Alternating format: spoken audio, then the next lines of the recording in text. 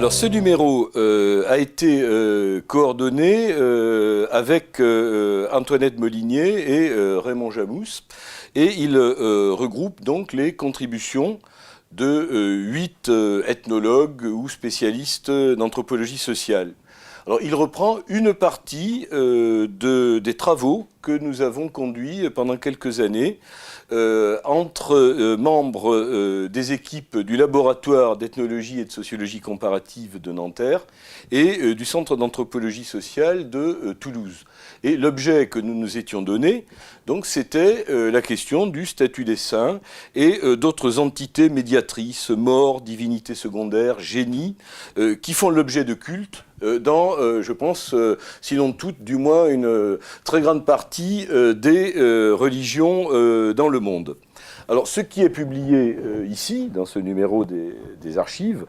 concerne précisément la manière dont ces entités apparaissent dans des cultes, c'est-à-dire les formes sensibles qui sont données à ces objets de dévotion, à savoir images ou statues, reliques corporelles ou périphériques, mais aussi parfois un lieu, un arbre, et enfin, il y a toute la question, bien sûr, de la possession, qui est une façon aussi de faire exister ici et maintenant une entité surnaturelle. Alors, bien entendu, il y a 8 contributions, ce qui est bien loin de représenter un échantillon significatif des religions dans le monde, et je dirais que notre échantillon est encore plus serré du fait des spécialistes qui ont été réunis, puisqu'il y a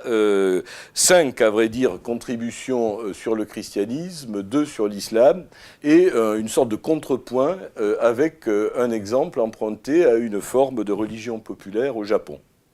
Alors, je vous dirais qu'il faut se procurer ce numéro pour prendre peut-être date, je dirais, dans un processus de recherche qui date déjà d'une trentaine d'années, on peut dire, puisque c'est depuis cette période au moins que des historiens de l'art, des anthropologues se sont beaucoup intéressés, en particulier à la question de la place des images dans les cultes. Bon, dans un deuxième temps, on a vu apparaître également des études qui étaient plutôt centrées sur la question de l'objet, du statut de l'objet, c'est-à-dire sur le fait qu'une image, c'est une représentation, mais c'est aussi une chose qu'on peut manipuler, qui a ses propres capacités d'agir, je dirais, en tant qu'un objet du monde. Et je dirais que nous nous situons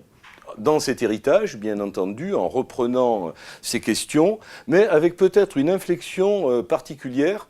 qui est liée à l'insistance que nous posons sur la question du rituel. C'est-à-dire que nous insistons sur l'idée que pour qu'une entité surnaturelle prenne corps véritablement, qu'elle devienne une sorte de présence, d'interlocuteur par rapport à ses fidèles, eh bien, il faut de la ritualité. Et cette ritualité construit à la fois l'objet comme objet sacré, si l'on veut, et en même temps produit ce phénomène de focalisation, en somme, de cristallisation de la croyance qui permet, en définitive, au culte de fonctionner.